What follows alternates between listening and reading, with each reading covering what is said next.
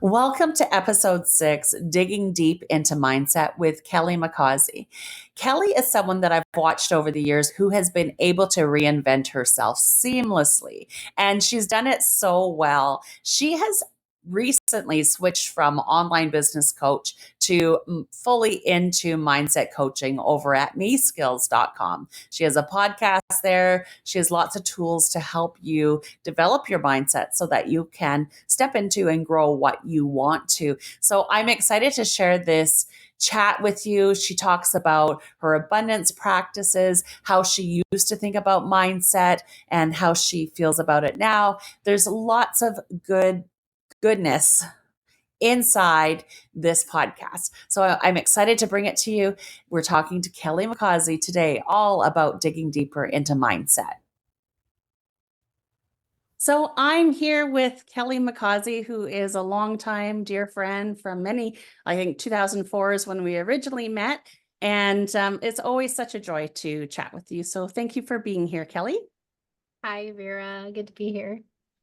So you are on this new adventure with Me Skills, and that's why I wanted to talk to you today, because you're always creating something new. And I wanted to find out from you, like, what led you to this path of focusing on Me Skills? So I started down a journey, excuse me, to improve my mindset, improve the way I think. About 10 years ago, I went to a radical leadership retreat and came home practicing the tools that I learned there and implementing it in my business, implementing it in my life. And I went back later to get certified because I wanted to just like really cement the resources for me. Well, it's gotten to the point where of all the coaching that I've been doing over the years for business, I loved sharing mindset coaching more and more.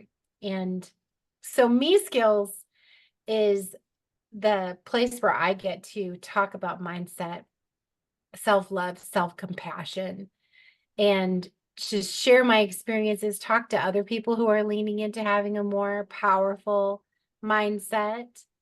And well, it's what I do all the time. And my mindset's so important. Mm-hmm. It's so key because it's like if your heart's not right, then it holds you back. There's so many Yeah. things that can hold you back from that. Yeah. So how happy are you that you made this decision? I'm so excited. So April of this year, I did my last content marketing challenge. Mhm. And I had put the word out like, this is it. I'm never going to do another content marketing challenge. I'm never going to teach content marketing again. I'm not going to teach business strategy anymore. I am going to be 100% focused on mindset. And on May 1st, when the challenge was over and I threw the switch and took the other website down, and I got several remarks from people saying, well, I thought you were going to be like those furniture stores that are always going out of business, but then they're always like, oops, we're still here. But I'm thrilled to pieces. I feel just so jazzed to be able to make this big change. Was a business coach for 20 years, and um, I'm having a blast. Oh, I'm so happy. It shines through. Like I see your post, I'm like, oh wow, this is cool because I too have been I've been obsessed with my own personal growth. So there's that phrase, how you do anything is how you do everything. And I'm really been working on that kind of stuff. So I'm excited. I've listened to some of the podcast, and I'm excited that you're leading the way, leading the charge with this, and embracing and talking about mindset, because I think a lot of people have been, they bury things deep down and don't bring it out to the light, right?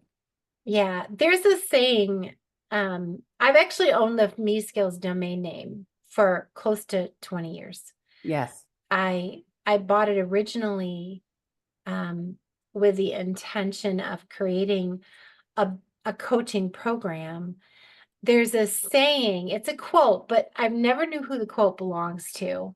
If anybody can tell me where it came from, I would love to be able to attribute the person. But the quote is, "You don't have to be more than God created you to be. Just stop being less." Yes. That quote is I such a love little that. mind twister Yes. because it's like the first part is so great. You don't have to be more than God created you to be.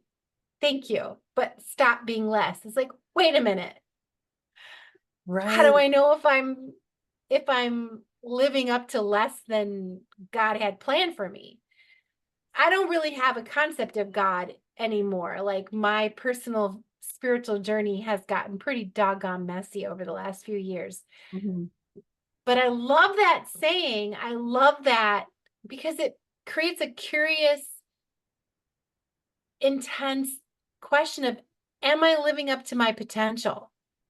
Mhm. Am I comparing myself to someone else? That's a shitstorm. Like, let's not do that. Yeah. But am I living up to my potential? Like, am I leaning into everything that I'm capable of? And that's about me skills. Like, how do I play this instrument? You and I have an instrument to play, this body that we're operating in. Am I playing this instrument to the greatest of my capacity? That's a me skill. And I've just always loved the name. I love that I finally get to use it and express it. Yes. Like, and when it comes down to it, you're the only one that can make the change within you to not to hold yourself back and to Yep. be able to bring that stuff out. When you're talking about, not being less, I think about how I've allowed other things, like things outside of me, to dampen my spirit or to make me Mhm. feel like, oh, well, no, I can't do it because, like you just allow maybe words that someone spoke or something to dampen you. And so, yeah, that's a real struggle because I really take weight into what people say. But I've learned with boundaries and learning other skills that, a lot of it is, well, who are you actually allowing to speak into your life? Yep. Mm. Tell me what about your 30-day abundance practice. What is that about? So there's a little book you can find over on Amazon. The name of the book is The Abundance Book. It's by John Randolph Price. He's an author who's actually passed away. It was originally published way back in 1987. And this book had been recommended to me so many times over many, many years. And at first I was resistant to it because I was afraid that it wasn't sound, like biblically sound. And then when I came back to the book later, then I almost felt like it's almost like too Bible-y. Like it's so funny. Um, That's so funny. but the book introduces 10 principles of abundance, and there's statements of truth about uh, our ability to be connected to abundance and provision. And I took the book and I did the 30-day challenge. I actually did it the first time with my friend Raven. I did it the first time actually with somebody else, but that person for me was Mhm. a little out there and I just couldn't soak it in. I did it with Raven. I really dove into playing with the principles of abundance, thinking about them, chewing on them, praying about them a little bit, meditating about them a little bit, journaling about them a little bit, and just asking myself, do I believe this? Do I believe that we live in an abundant world? Do I believe that I'm connected to an abundant source? Like we all have our different spiritual perspectives. Mhm. Do I believe it? Am I living like I believe it? Am I open to abundance and provision? And the practice the book recommends is that you do that. You go through the 10 principles, one a day, every day for 10 days, but then you repeat it and you repeat it and you repeat it. Just really like marinating your thoughts in, do I believe it? Am I feeling it? Am I acting as if it's true? So I took the practice and I edited it for myself. One thing is I turned it down to going through it 3 times just so it can be tackled in a month. But then I also took the principles and I changed some words to feel more resonant with me. And my goal is not to be like editing the author, but more like modernizing it for language that means something to me. I am a huge believer in the potential of the practice for anybody. I think we know we live in an abundant world, yet we are not acting like it. Right. I feel like so many years I was resistant to talking about abundance, hearing about abundance. And then there just came a moment where I just was open and curious about it. If anybody is listening to this and you feel open and curious about it, come on over. It's free. The download that I offer is free. The practice that I teach is something that anybody can do on their own and have a blast with, playing with it. I know that this interview was meant to be really snug and tight, but there's a little tiny story I want to tell. Sure. I'm going to repeat this. This is a story from a pastor. So, when he was married, when he was newly married, living on a shoestring, he was invited to come speak at an event over in Paris. And it was an like all expense paid trip for him. And his wife had always wanted to go to Paris. And she's like, please bring me. And he's like, well, it's a trip for me, but like, it's not we don't have any money for you to sightsee or do anything. Like, you can go, but that's it. And she said, I don't care. I will pack tuna fish and crackers. Like, if I can take in Paris, I will do it. So they get there, they check into their hotel. He attends the event. She does this shoestring experience of Paris every day, just has a blast. Well, when they're checking out after they've been at this really nice hotel for a week, the concierge is like, how was your stay?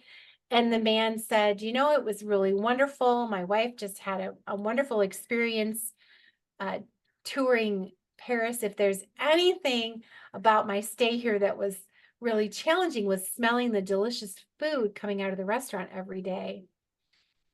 And the concierge gave him this strange look, tilted his head and said, sir, what do you mean? Why was that a problem? He goes, oh, well, we were on a shoestring. We couldn't afford to dine out. We couldn't afford to like take in everything Paris had to offer. And the horror on this man's face is like, sir, your meals were included in your stay. Oh my. You could have had everything every day, breakfast, lunch, and dinner. Wow. And the man was just like, are you kidding me? Yes. He had such a poor poverty mindset. Yeah. That it never even occurred to him that he could enjoy these delicious foods. He never asked what it would cost. If he had even asked, hey, what would it cost to have a meal in the restaurant? Someone would have said, well, they're free. It's included. It's for everybody. That is a story that wakes people up to abundance. Like, there's abundance everywhere, but we often move through the world with a poor poverty mindset, so much so that we don't even ask what's available to us. And if we would only open our eyes to it and start asking, we can be blown away by the way that abundance shows up in our lives. So, Wow, what an awesome story. I feel like um it's just speaking up, right? Just speaking up yep. and asking is just such a simple thing he could have done. And yeah, yeah. Wow. And that's really focuses it, right? Mm-hmm. That situation that really focuses it, that there's so much more that we can gather or receive. And I think a lot of it is just like in the story, we're just shut down, just Yeah. shut off to Yeah. receive. You, I was up in northern Michigan for my sister's anniversary party this weekend, and the the town that she lives in is a tourist area. Mm, So there are a lot of big vehicles, giant RVs, like people traveling with lots and lots of money. mhm. And then there are people who are like pulling along a little pop-up camper where they've got a tent on the top of their car. Like Yeah. there's people are experiencing the abundance of the world from their perspective, from what they're capable, how they're capable of enjoying it. Hmm. But then there's someone who will look at somebody driving down the road in a big old Thor, RV that costs 150 grand and go, whoo, look at them. Aren't they living on high on the hog? It's like, Yeah. well, have you ever walked up to somebody and say, how are you able to afford this? Like, what did you do to prepare for this kind of an amazing experience? Right. Like, we don't ask. If you sit back and think, oh, they got something I could never have, Hmm. that's a mindset that's very limiting. Yeah. Um, I just want to be curious. When someone has so much more than me, I Hmm. don't want to judge that as unattainable to me. I Yeah. want to I want to ask, like, how do you make that happen? Like, just you're doing this podcast, Vera, it's because you want to open people's eyes to what's possible for them. Yes. Like, thank Yeah. goodness, because there are people who are going to learn something from you on this podcast that will open them up to a possibility that they've never considered. We just want everyone to be open to possibilities. Yes. Yes. And like as you're speaking, I'm thinking about um scripture in the Bible, right? The one topic that is got the most, from what I understand, has the most scriptures on is money. So Mhm. it's important that we talk about it and not shy away from it, and actually allow ourselves to dream big and allow ourselves to Mhm. dream a new dream. So tell me about the podcast. What will I hear when I go there? So the podcast is just today I'll be publishing the 11th episode, so it's still pretty new, but my good buddy Tisha Lee is my co-host, Nice. Yes. and we are interviewing people sometimes, like we interviewed the Nope coach, Suzanne Oh, Kohlberg, recently. That was fun. nice. But we're talking about different me skills topics. Me skills being anything that helps you build a better life, lean into self-love and self-compassion more. Um, so it's a blast. One of my favorite things is Tisha and I have known each other for more than 20 years now. And Mhm. we're very different people. We have very different perspectives. So sometimes we just sit there and disagree for an hour. Like, it's amazing. And modeling that for other humans is probably one of the greatest gifts that her and I have to offer people, one of the greatest invitations, because you cannot lean into being all that you have been created to be if you're trying to get someone else to agree with you about it.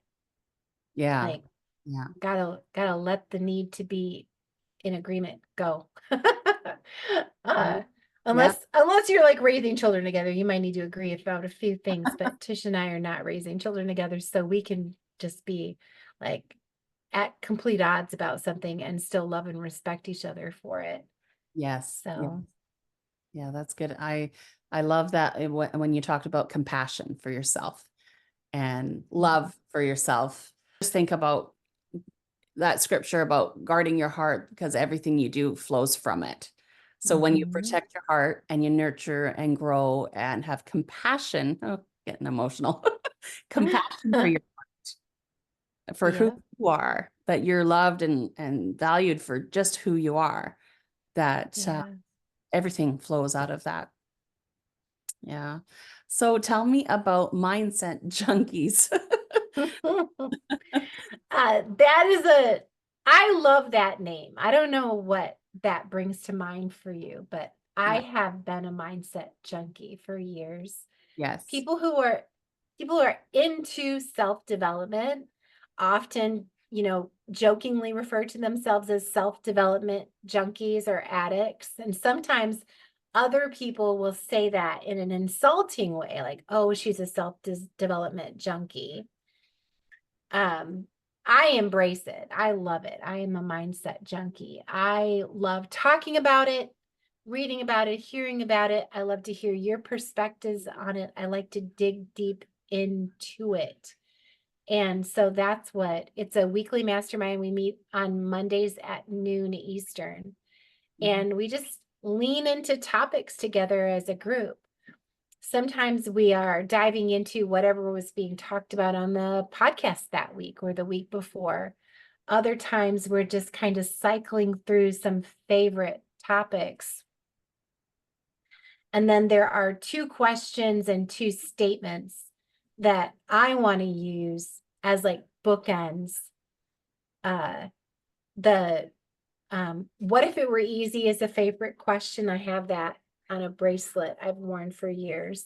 Yes. Um, what do I want to create more of in the world? Why are we mindset junkies? Why are we self-development junkies? Because we want to create something for Yeah. ourselves and for others. And we don't want to be limited by a shitty mindset. So those are the 2 questions. What if it were easy? What do I want to create more of in the world? And then the 2 statements are, I am not etched in stone is an important statement. Mhm. And the other one is, I do what I want. The I'm not etched in stone is important because a lot of times when people are first diving into some good mindset work, Mhm. where you're being invited to think a new thought, try something on for size, our our programming will often assert itself with, well, that's just not who I am, or that's just not how I do it, Yes. or that's not how we think. If you're part of a cultural group, that's not how we do things. When people use language like that, it's like they're saying, hey, I'm etched in stone here. Mhm. I can't do anything different. And so to just be reminded, to just say, I'm not etched in stone. I can think a new thought. I can try on a new lens and see if it helps me create more of what I want in the world. Like Vera, at our age, if we're going to create something different, Yes. it's not going to be by doing all the same things. Yes. Yeah. Like if what we've been doing all our lives, we're going to create the results we're looking for, it would have by now. Yes. So I love to be reminded I'm not etched in stone. I can always try something new. Love it. I can always play with a new idea. Yes. And thank goodness, because you said something, you said that you are loved. And I know you 1000% believe that through and through, that you are loved. I've always believed I'm loved, Mhm. but I didn't love myself. Yeah. I put a lot of faith and weight on knowing I am loved, Mhm. but I needed to love myself. Yes. Yeah. And that is at the core of everything I'm doing at Me Skills is how can I let other people see me practicing self-love and self-compassion to a radical degree, Yes. Yes. so that that's an invitation to them, Mm-hmm. because I am not just lovable, I'm self-lovable. Yes. Like, Love I'm it. so self-lovable. And I love saying that. Like, Vera, you are so self-lovable. Thank you. And I love you, Kelly, and I'm just so thankful. I'm thankful too that all your kind words over what I'm doing here, and I just appreciate you being here with me, and I look forward to listening more over at Me Skills and meskills.com for anyone listening or watching. And yeah, Kelly is always real with her thoughts and real what we do in this life. And I appreciate you. So thank you for being here. Thank you, Vera.